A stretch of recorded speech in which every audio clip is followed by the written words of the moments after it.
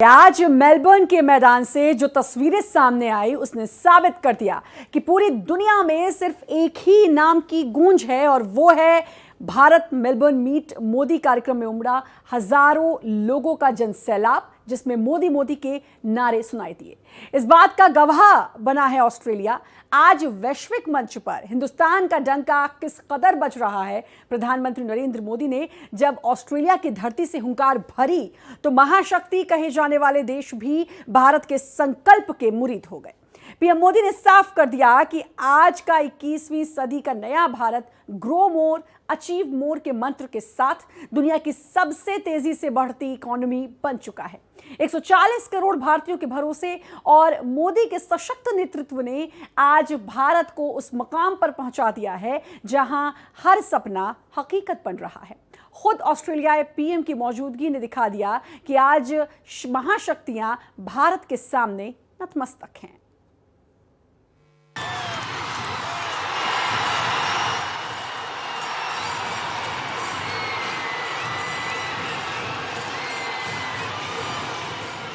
ये सिर्फ एक देश के प्रधानमंत्री का विदेशी दौरा नहीं है, ये गवाही है उस वैश्विक स्वीकार्यता की जिसने भारत को विश्व गुरु के सिंहासन की ओर बढ़ा दिया है। मेलबर्न के खचाखच भरे स्टेडियम में गूंजता एक एक नारा, तिरंगे की आन बान शान और ऑस्ट्रेलिया के प्रधानमंत्री का नतमस्तक होना इस बात का सबूत है कि आज दुनिया का सबसे ताकतवर नेता कौन है। ऑस्ट्रेलिया की सरजमी पर एक बार फिर मोदी मैजिक की ऐसी सुनामी आई जिसने सिडनी से लेकर मेलबर्न तक सबको मंत्रमुग्ध कर दिया। मौका था मेलबर्न मीट मोदी का, जहां ऑस्ट्रेलिया के प्रधानमंत्री एंथनी अल्बनीज की मौजूदगी में पीएम मोदी ने दुनिया को नए भारत का नया संकल्प सुनाया। वो संकल्प जो 140 करोड़ भारतीयों की आकांक्षाओं से जुड़ा है। बीते 12 वर्षों में भारत दुनिया का तीसरा बड़ा स्टार्टअप इकोसिस्टम बन गया है। लेकिन मैं नंबर बताऊंगा तो आप भी हैरान रह जाएंगे। आप डेटा सुनना चाहेंगे तो बताऊं, आज भारत में 2 लाख से अधिक रजिस्टर्ड स्टार्टअप्स हैं। भारत में हर महीने 4000 से ज्यादा नए स्टार्टअप रजिस्टर हो रहे हैं। पीएम मोदी ने मंच से उस पुराने ढर्रे पर भी चोट की जिसके तहत भारत को दुनिया में सिर्फ एक साधारण देश माना जाता था। मोदी ने याद दिलाया कि 2024 से पहले 28 साल तक किसी भारतीय प्रधानमंत्री ने ऑस्ट्रेलिया का रुख नहीं किया था, लेकिन आज मेलबर्न से लेकर कैनबरा तक भारत की गूंज है। भारत सिर्फ बढ़ नहीं रहा बल्कि दुनिया की आर्थिक महाशक्तियों को पीछे छोड़ते हुए रफ्तार के नए रिकॉर्ड बना रहा है। दुनिया में कोई और देश ऐसा नहीं कर पाया, लेकिन भारत इतने भर से संतुष्ट नहीं रहा, क्योंकि भारत कहता है ग्रो मोर, ग्रो मोर। इसलिए साथियों, भारत अब स्पेस में अपना गगनयान भेजने की तैयारी कर रहा है। मेलबर्न का मैदान गवाह है कि भारत की साख अब ग्लोबल हो चुकी है। जो ऑस्ट्रेलिया कभी भारत को हाशिए पर रखता था, आज वो मेलबर्न मीट मोदी के मंच से भारत की आर्थिक रफ्तार को सलाम कर रहा है।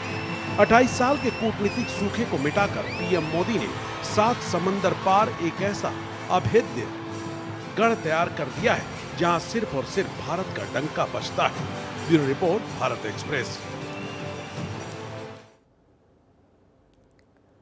तो ऑस्ट्रेलिया की धरती पर आज जो हुआ और जिस तरीके से मोदी मोदी के नारे वहां पर गूंजे उसे पूरी दुनिया ने देखा है। जाहिर है दुनिया में आज मेलबर्न मीट्स मोदी इस कार्यक्रम को देखकर जरूर हलचल हुई होगी। इसके बारे में हम चर्चा भी करेंगे। हमारे साथ 2 मेहमान जुड़ चुके हैं। Doctor Anshu Joshi, international studies JNU, हमारे साथ जुड़ चुकी हैं। Professor Vandana Jain, Shriram college of commerce, से हमारे साथ जुड़ चुके हैं। आप दोनों का बहुत बहुत स्वागत है। डॉक्टर अंशु, पहला सवाल आपसे कर लेती हूँ, क्योंकि आज मेलबर्न मीट्स मोदी, और जिस तरीके से वहां पर मोदी मोदी के नारे गूंजे और खुद ऑस्ट्रेलियाई पीएम वहां पर मौजूद रहे, जिसके लिए पीएम मोदी ने उनका धन्यवाद भी किया, किस तरीके से इसको पूरा विश्व अब समझ रहा होगा? श्रद्धा, निश्चित तौर पर ऑस्ट्रेलिया की धरती पर इसी बार नहीं, जब भी हमारे प्रधानमंत्री गए हैं तो उन्हें अभूतपूर्व स्वागत जो है वो मिला है। और इस बार जब ऑस्ट्रेलिया की धरती पर पहुंचे हैं, जिस प्रकार का स्वागत वहां के रहने वाले ऑस्ट्रेलियंस ने, ऑस्ट्रेलियन प्राइम मिनिस्टर ने, वहां के कैबिनेट ने और वहां रह रहे भारतीय प्रवासियों ने किया है, तो निश्चित तौर पर दोनों ही द्विपक्षीय और बहुपक्षीय स्तर पर, क्योंकि ऑस्ट्रेलिया हमारा, यदि हम द्विपक्षीय स्तर पर देखें तो एक बड़ा हमारा सामरिक सहयोगी है, आर्थिक सहयोगी, हमारा कॉम्प्रिहेंसिव इकोनॉमिक अग्रीमेंट है उनके साथ में। और इसके साथ साथ आप देखिए, क्वाड के मंच पर ऑस्ट्रेलिया लगातार भारत के साथ काम करता है। तो दोनों ही द्विपक्षीय और बहुपक्षीय स्तर से, चाहे हम रक्षा का क्षेत्र देखें, हम आर्थिक सहयोग का क्षेत्र देखें, हम सांस्कृतिक सहयोग का क्षेत्र देखें, हम न्यूक्लियर पावर के क्षेत्र में देखें, क्लीन एनर्जी के क्षेत्र में देखें, लगातार ऐतिहासिक समझौते, डील्स जो हैं, सहयोग जो है वो दोनों देशों के बीच में बढ़ रहा है। तो इसको देखते हुए निश्चित तौर पर आज पूरा विश्व जो है वो न सिर्फ एक सराहनीय दृष्टि से इस रिश्ते को देख रहा होगा, क्योंकि पूरी दुनिया के लिए संदेश है, तब जबकि हमारे आसपास एक युद्ध का माहौल है, उथल पुथल बनी हुई है, पश्चिमी एशिया का संकट हम सभी देख रहे हैं। तो ऐसे में हमारे प्रधानमंत्री एक साझा विकास के लक्ष्य के साथ इन तमाम देशों के साथ जिस तरह से काम कर रहे हैं, तो ये देखना बड़ा रोचक हो जाता है और बहुत ही सुखद हो जाता है कि चाहे इंडोनेशिया हो, इसके पहले सेशल्स गए थे, अब ऑस्ट्रेलिया की बात करें, इसके आगे न्यूजीलैंड जाएंगे, तो द्विपक्षीय स्तर पर और बहुपक्षीय स्तर पर एक साझा सहयोग की नीति के साथ, महासागर डॉक्ट्रिन के साथ भारत आगे बढ़ रहा है। बिल्कुल। प्रोफेसर वंदना जैन, किस तरीके से आर्थिक तौर पर इसको देखेंगे? रक्षा, स्पेस, खुद के स्पेस सेंटर की बात प्रधानमंत्री ने यहाँ पर की, और साइबर जैसे समझौते हुए हैं, किस तरीके से इसको समझें? क्योंकि इससे पहले भी मैंने एक दिन जिक्र किया था, जिस तरीके के पश्चिमी एशिया में इस समय हालात बने हुए हैं, एक बार फिर जो है ईरान और यूएस आपस में लड़ते दिखाई दे रहे हैं, जंग के हालात वहाँ पर बन चुके हैं, किस तरीके से ये तमाम देश भारत के साथ, और ख़ास तौर पर ऑस्ट्रेलिया की बात करूं, भारत के साथ ये समझौते करके आर्थिक तौर पर मजबूत होंगे? जी, धन्यवाद श्रद्धा। निश्चित तौर पर इस प्रकार के समझौते भारत को सामरिक शक्ति देने के अलावा विश्व में भी भारत की बहुत अच्छी प्रतिभा को उजागर करेंगे। ये हम देख रहे हैं कि मिडल ईस्ट में जो भी संघर्ष अभी भी चल रहा है उसमें, और पिछले साल जो हमारे देश में पाकिस्तान के साथ हमारा जो युद्ध हुआ, अगर हमारी सामरिक शक्ति मजबूत नहीं है, मेक इन इंडिया में जहाँ पे हम अपने डिफेंस के बहुत से उपकरण और अन्य औजार अगर घर में नहीं बना रहे हैं, तो कहीं ना कहीं हम दूसरे देशों पर निर्भर हैं, जिसकी वजह से हमारी इकोनॉमी भी कहीं ना कहीं सफर करती है। तो ये जरूर ही भारत की आर्थिक और सामरिक शक्ति के लिए बहुत इम्पोर्टेंट है कि हम इस प्रकार के और रिश्ते अनेक देशों के साथ बनाएं। और ऑस्ट्रेलिया क्वाड के में एक बहुत ही शक्तिशाली पावर है, और आने वाले समय में भारत का ऑस्ट्रेलिया के साथ इस प्रकार का रिश्ता ना ही केवल भारत को विश्व में एक फर्दर पहचान दिलाएगा, बल्कि भारत को सामरिक रूप से, आर्थिक रूप से, तकनीकी रूप से, आज के दिन हम बात करते हैं टेक्नोलॉजी की, एआई की, मेक इन इंडिया की, वेयर वी प्रोफेस की make in India not only for India but for the world. तो इस प्रकार के इनिशिएटिव्स भारत के अंदर भी केवल ना रोजगार को बल्कि इकोनॉमिक ग्रोथ को आगे बढ़ाएंगे, और धीरे धीरे भारत को, क्योंकि आज हम ये बात नहीं कर रहे कि भारत नंबर 3 पर है, आज हम ये बात कर रहे हैं कि क्या ये ग्रोथ हम एट द लास्ट माइल, जो बिल्कुल लाइन की आखिर में इंसान खड़ा है, क्या बिहार का बच्चा गवर्नमेंट स्कूल में पढ़कर वो इतनी काबिलियत अपने में बना सकता है कि वो IIT में एडमिशन पा सकता है? तो बात तो यह है कि हम आगे बढ़ते हुए इंक्लूसिव ग्रोथ की बात करें, और इस प्रकार के जो हम टाइज करते हैं नेशंस के साथ, वो कहीं ना कहीं भारत को कॉन्फिडेंस के अलावा सामरिक शक्ति देते हैं, आर्थिक विकास में भी बहुत ज़्यादा हेल्प करते हैं। बिल्कुल जाहिर है। और 2047 विकसित भारत का जो लक्ष्य है, डॉक्टर अंशु, 2047 जो विकसित भारत का लक्ष्य है प्रधानमंत्री नरेंद्र मोदी का, मुझे याद है कि जब वो पहली बार प्रधानमंत्री बने थे, उसके बाद विदेश दौरे उनके हुए थे और विपक्ष ने बड़ा उन पर तंज कसा था और बड़े लंबे चौड़े चिट्ठे और डेटाज निकाले थे कि इतने खर्च होते हैं विदेश विदेश दौरों में, विदेश नीति में एक बदलाव देखने को मिला। और अब आपने नोटिस किया होगा, क्योंकि आप तो बहुत अच्छी समझ रखती हैं, एक बार फिर प्रधानमंत्री के लगातार ये दौरे हो रहे हैं। ये दौरे क्या सीधे सीधे विकसित भारत 2047 का लक्ष्य जो रखा गया है उसके तहत हो रहे हैं? मतलब दूरगामी सोच पीएम की। निश्चित तौर पर श्रद्धा, ये न सिर्फ विकसित भारत 2047 के अपने विजन और मिशन को पूरा करने के लिए अपने विदेश नीति के माध्यम से हमारे प्रधानमंत्री अलग अलग देशों का दौरा करके द्विपक्षीय और बहुपक्षीय दोनों ही मंचों पर भारत की साख को मजबूत कर रहे हैं। मैं आपको एक महत्वपूर्ण बिंदु बताऊं कि इन दौरों की वजह से और जिस तरह की मित्रता हमारे प्रधानमंत्री इन देशों के राष्ट्राध्यक्षों के साथ स्थापित करते हैं, एक भरोसे का रिश्ता विकसित होता है, सामरिक रणनीतिक साझेदारी विकसित होती है। तो एक ऑप्टिक्स बेस्ड पहले हमारे रिश्ते होते थे दूसरे देशों के साथ, लेकिन अब वो टेंजिबल आउटकम्स के रूप में हमारे सामने दिखाई पड़ते हैं। मैं आपको एक उदाहरण देती हूँ छोटा सा। अमेरिका ने जब हम पर प्यूनिटिव टैरिफ्स लगाए तो हमारे देश में कई लोगों ने हाहाकार मचाने का प्रयास किया, लेकिन प्रधानमंत्री ने कहा कि हमें चिंता करने की कोई आवश्यकता नहीं है। ये वो समय था जब यूरोपियन यूनियन के साथ हमने mother of all deal sign की, और जिस ट्रेड सरप्लस की बात अमेरिका के साथ हो रही थी कि लगभग 48 बिलियन का ट्रेड सरप्लस है, अब उसका क्या होगा, हमने अगले 3 साल में ईयू के साथ किस प्रकार से इस एफटीए के माध्यम से, इस मदर ऑफ ऑल डील्स के माध्यम से 100 बिलियन यूएसडी का हम ट्रेड सरप्लस क्रिएट कर पाएंगे, ये हमने सुनिश्चित कर लिया। इसके अलावा ऑस्ट्रेलिया जैसे देशों से भी हमारा सेपा साइंड है। और इसके अलावा मैं आपको बताऊं कि जब पूरे विश्व में ऊर्जा सुरक्षा को लेकर के एक बड़ा संकट उत्पन्न हुआ, ये दूसरा उदाहरण है, पश्चिम एशिया में जब ईरान ने स्ट्रेट ऑफ हॉर्मुज को वेपनाइज किया, उसको चोक किया, तब भी हमारे प्रधानमंत्री ने कहा कि चिंता की आवश्यकता नहीं है। और हमने देखा कि चीन, Japan, South Korea, Malaysia, Philippines, इन तमाम देशों में, अमेरिका जैसे देशों में अपने ऑयल, गैस, एलपीजी में 60-70% तक की मूल्य वृद्धि की। भारत में इस प्रकार की मूल्य वृद्धि नहीं देखने को बहुत मिली। ज्यादा। भारत के इनफैक्ट नागरिकों को ऑस्ट्रेलिया की, समस्या नहीं थी। अंशु जी, ऑस्ट्रेलिया की मैं खुद बात करूं, क्योंकि ऑस्ट्रेलिया में तुरंत दाम बढ़ा दिए गए थे और अच्छे खासे दाम बढ़ाए गए थे। तो ये तो एक खैर एक बहुत बड़ा उदाहरण था ही, क्योंकि जब इस तरह की बातें होती है, खैर विपक्ष का काम है कि वो मुद्दे उठाए, और काफ़ी हद तक गलत भी नहीं होता विपक्ष, क्योंकि तभी जो है जनता के हित की बात होगी। लेकिन कई चीज़ें ऐसे जो प्रोपेगेंडा के तहत की जाती हैं, ऐसा दिखाई देता है। प्रोफेसर वंदना, कल ट्रंप ने एक बयान दिया जिसके बाद शेयर बाजार जो है वो काफ़ी लुढ़का, लेकिन इस तरीके से प्रधानमंत्री के ये विदेश दौरे और जो उनके लिए विदेशों में प्यार मोहब्बत देखी जाती है, मोदी मोदी के नारे लगते हैं, इसका कितना असर भारत की जो इकोनॉमी है, भारत की जो ग्रोथ रेट है, शेयर बाजार है, इस पर पड़ेगा? जी देखिए, जब हम शेयर बाजार की बात करते हैं तो हम हॉट मनी की बात करते हैं जो एफआईआईज लेके आते हैं, और बहुत बार ये पैसा इस प्रकार की ट्रंप की तरीके से बयान या छोटे मोटे इकोनॉमिक इवेंट्स जो जियो पॉलिटिकल सिनेरियो में होते हैं उनकी वजह से मार्केट को इम्पैक्ट करता है। पर अगर हम लॉन्ग टर्म ग्रोथ ट्रैजेक्टरी को देखते हैं आने वाले 5 सालों में, आने वाले 10 सालों में, तो हम ये भी देख सकते हैं कि फरवरी से लेकर जून तक में मार्केट सस्टेन बेसिस पे धीरे धीरे राइज ही की है। इन्वेस्टर्स कॉन्फिडेंस हमारे देश में बिल्कुल, जैसा आपने कहा कि दूर अगर हम नजर डालें आने वाले 5 सालों में, तो इसका असर बहुत अच्छा देखने को मिलेगा। और 2047 का जिक्र किया भी। अभी मेरे और भी सवाल हैं। डॉक्टर अंशु, यूरेनियम की बात हुई है आज, इसके बाद सवाल उठ रहा है कि आखिरकार भारत को यूरेनियम की क्या जरूरत है, ये सवाल भी उठ रहा है। और एक और चीज, जिस तरीके से जो ऑस्ट्रेलियाई पीएम है, पीएम मोदी के मुरीद दिखाई दिए, और सिर्फ ये सिर्फ मैं ऑस्ट्रेलिया की बात नहीं कर रही हूँ, मैंने कहा ना कि आप तो बहुत अच्छी समझ रखती हैं, अलग अलग जगह अगर आप देखेंगे तो ये नज़ारा देखने को मिलता है। बिल्कुल श्रद्धा, हमारे प्रधानमंत्री को 34 देशों का सर्वोच्च नागरिक सम्मान मिल चुका है। सेशल्स के बाद अभी इंडोनेशिया में उन्हें सर्वोच्च सम्मान से सम्मानित किया गया, और ये हम सभी के लिए गौरव की बात होती है।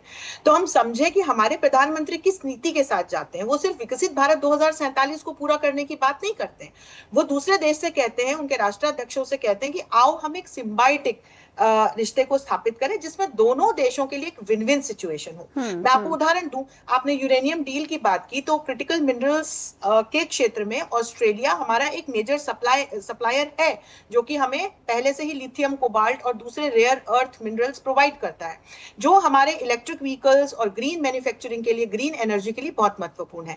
जब बात यूरेनियम की आती है, जब बात सिविल न्यूक्लियर एनर्जी कैपेबिलिटीज की आती है तो भारत एक ह्यूमंगसली पॉपुलेटेड कंट्री है। तो इस न्यूक्लियर एनर्जी का भारत हमेशा से शांतिप्रिय तरीके से इस्तेमाल कर रहा है, अस्त्र शस्त्र बनाने के लिए नहीं बल्कि ऊर्जा उत्पादन के लिए इसका इस्तेमाल करता है। तो यहाँ पर ये एक ऐतिहासिक यूरेनियम सप्लाई डील हमने ऑस्ट्रेलिया के साथ क्रैक की है। ऑस्ट्रेलिया हमें यूरेनियम सप्लाई करेगा, उसका फायदा होगा और हमारे पास ये यूरेनियम आने से हमारे देशवासियों का फायदा होगा और हम अपनी सिविल न्यूक्लियर कैपेबिलिटीज को और अच्छी तरीके से बढ़ा पाएंगे, उसका इस्तेमाल कर पाएंगे। रक्षा के क्षेत्र में एक महत्वपूर्ण अग्रीमेंट पे हस्ताक्षर हुए हैं। सामुद्रिक सुरक्षा को लेकर के फ्यूचर के रोडमैप की बात की गई है, क्योंकि हिंद प्रशांत में जिस तरह से चीन असर्ट करता है तो श्रद्धा वो Australia, Bharat, Japan, South Korea, तमाम जितने भी ये हिंद प्रशांत क्षेत्र से जुड़े देश हैं इनके लिए चिंता का विषय हो जाता है। और क्वाड में ऑस्ट्रेलिया भारत के एक पार्टनर के रूप में काम करता ही है। तो इस प्रकार से हमारे प्रधानमंत्री इस बात को सुनिश्चित करते हैं कि किसी भी देश का हमें फायदा नहीं उठाना है। ये कूटनीति एक सकारात्मक कूटनीति है, एक विन विन सिचुएशन क्रिएट की जाए जिसमें दोनों ही देशों का फायदा हो। और यही कारण है कि ऑस्ट्रेलिया के जो पीएम है वो हमारे प्रधानमंत्री के मुरीद दिखाई पड़ते हैं। बिल्कुल। प्रोफेसर वंदना, अपने स्पेस सेंटर की बात कही प्रधानमंत्री नरेंद्र मोदी ने, आपने सुना होगा, उन्होंने कहा कि हम बहुत जल्द दुनिया की तीसरी सबसे बड़ी अर्थव्यवस्था की ओर बढ़ रहे हैं। कब तक ये जो सपना है आपको लगता है पूरा हो सकता है? कितना इसमें योगदान जो है, जो विदेश नीति में इतने सालों में आपने बदलाव देखा होगा, इसका योगदान होगा? जी, अगर हम पिछले 10 सालों में देखें तो किस प्रकार भारत ने अपने आप को विश्व के स्तर पर स्थापित किया है। जब हम पिछले ही मंथ हुई G7 की मीटिंग में देखते हैं कि ट्रंप के साथ प्रधानमंत्री मोदी बैठे हुए हैं, तो ये क्लियरली इंडिकेट करता है कि भारत को विश्व की सारी मेजर कंट्रीज आज रिकॉग्नाइज करते हैं एज इमर्जिंग पावर। खासकर जब हम space exploration and space programs की बात करते हैं, इंडिया ने साउथ मून पे सॉफ्ट लैंडिंग की जो आज तक किसी भी देश ने नहीं की। हमारे देश की मेजर पावर आज के दिन इनोवेशन में, स्टेम में, एजुकेशन में, जिसको हमारे प्रधानमंत्री गति देते ही जा रहे हैं, बहुत जरूरी है। क्योंकि किसी भी देश को आगे बढ़ने के लिए इंफ्रास्ट्रक्चर, एजुकेशन, हेल्थ सेक्टर और गुड हाईवेज, रिसर्च, इन सब में जरूर बहुत ज्यादा इन्वेस्टमेंट की जरूरत होती है। अगर हम ये सपना देखते हैं कि आने वाले सालों में भारत विकसित भारत का लक्ष्य कब तक प्राप्त करेगा, तो मुझे लगता है 2047 से पहले ही, आने वाले 10 सालों में ही मुझे लगता है भारत काफी आगे पहुंच जाएगा। हम लास्ट ईयर की बात करते हैं जब हमने बाकी इकोनॉमीज को पीछे छोड़कर नंबर 4 पे आए, आज नंबर 3 पर आए। पर मुझे लगता है मेजर आज के दिन चैलेंज भारत के लिए ये है कि भारत कैसे इंक्लूसिव ग्रोथ की बात कर सकता है। कि कोई भी देश अगर वो गरीब बना रहता है तो वो अपने सबसे पिछड़े वर्ग को ना तो सपोर्ट कर सकता है, ना पॉलिसीज बना सकता है, ना उन पॉलिसीज का बेनिफिट दे सकता है। तो ये बहुत जरूरी है कि हमारी इंक्लूसिव ग्रोथ हो। जब हम स्पेस मिशन की बात करें तो मैं ये कहना चाहूंगी, हमारी आंखें रहें आसमान पर और पांव रहें जमीन पर, जहां पर हम सबका साथ, सबका विकास लेकर एक नियोजित योजना के तहत चलें। और स्पेस के साथ साथ मुझे लगता है जो हमारा डेमोग्राफिक डिविडेंड है, आज भारत की पॉपुलेशन वर्ल्ड में मोस्ट प्रोडक्टिव है, उस पे हमें सरकार को जरूर काम करना होगा, जहां हमें एजुकेशन, इनोवेशन में डेडिकेटेड पॉलिसीज, नीतिज बनानी होंगी, अपने बजट को बढ़ाना होगा। और जो पॉलिसीज मेक इन इंडिया है, हमारा यूपीआई है, हमारा जीएसटी रिफॉर्म्स है, इसी प्रकार की कंटिन्यू करते हुए और डेवलपमेंट प्रोग्राम्स लाने होंगे ताकि गति की शक्ति बढ़ती रहे और हम निरंतर एक स्टडी फॉर्म में आगे बढ़ते रहे। बिल्कुल, ये बहुत ज़रूरी भी है।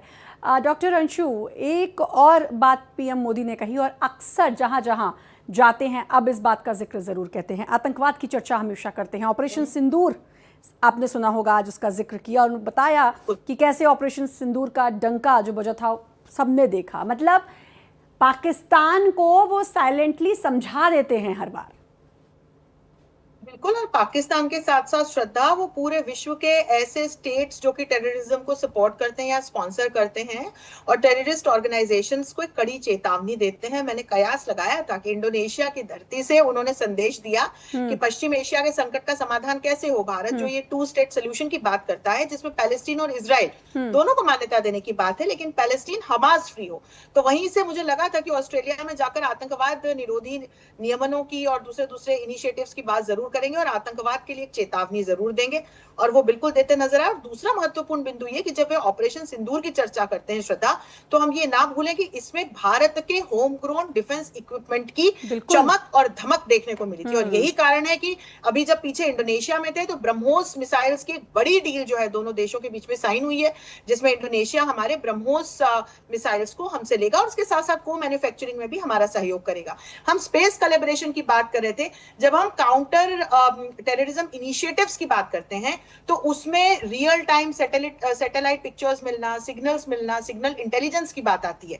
वहां ऑस्ट्रेलिया और अमेरिका जैसे देश हमारे लगातार सपोर्ट करते हैं। और यहां मैं एक बिंदु जोड़ दूं, क्योंकि हम स्पेस ट्रैकिंग को लेकर, स्पेस कोलैबोरेशन को लेकर के एक बड़ी चर्चा कर रहे थे, तो मैं आपको बताऊं कि ऑस्ट्रेलिया ने इस बार हमारे प्रधानमंत्री की यात्रा पर कोकोस आइलैंड पर एक टेम्पररी स्पेस ट्रैकिंग टर्मिनल की स्थापना की बात की है, जो कि भारत का जो गगनयान प्रोजेक्ट है, जो ह्यूमन स्पेस फ्लाइट प्रोजेक्ट है, उसको डायरेक्टली सपोर्ट करेगा। तो इस प्रकार से मैंने जो आपको कहा कि टेंजिबल आउटकम्स के माध्यम से, चाहे रक्षा का क्षेत्र हो, आर्थिक सहयोग का क्षेत्र हो, सांस्कृतिक सहयोग का क्षेत्र हो, या आतंकवाद के खिलाफ लड़ाई की बात हो, भारत लगातार ऑस्ट्रेलिया जैसे लाइक माइंडेड देशों के साथ आगे बढ़ रहा है। बिल्कुल, इसमें कोई डाउट नहीं है कि भारत आगे नहीं बढ़ रहा है। और 6G की बात, 6G भी आज उनके जुबान से 6G की बात भी हुई, यानी कि उन्होंने कहा कि 90% जगह तो 5G है और 6G की तरफ अब हम बढ़ रहे हैं। मतलब ये एक सीढ़ी और बढ़ने जैसा है प्रोफेसर वंदना। जी बिल्कुल। तो जैसे हम डिस्कशन में ये कर ही रहे हैं कि जब भी देश बढ़ता है, टेक्नोलॉजी का एक बहुत ही महत्वपूर्ण योगदान रहता है। तो जितनी टेक्नोलॉजी की पेनिट्रेशन हमारे देश में बढ़ेगी, आज हम देखते हैं कि एक समय पर भारत मोबाइल फोन्स को इंपोर्ट करता था, पर आज के समय में भारत विश्व का नंबर 2 मोबाइल मैन्युफैक्चरिंग एक्सपोर्टर है। इसी प्रकार से जब हम ऑस्ट्रेलिया से अपने ट्रेड वॉल्यूम्स देखते हैं, पिछले 4-5 सालों में वो काफी बढ़ गए हैं, हमारे एक्सपोर्ट्स बढ़ गए हैं।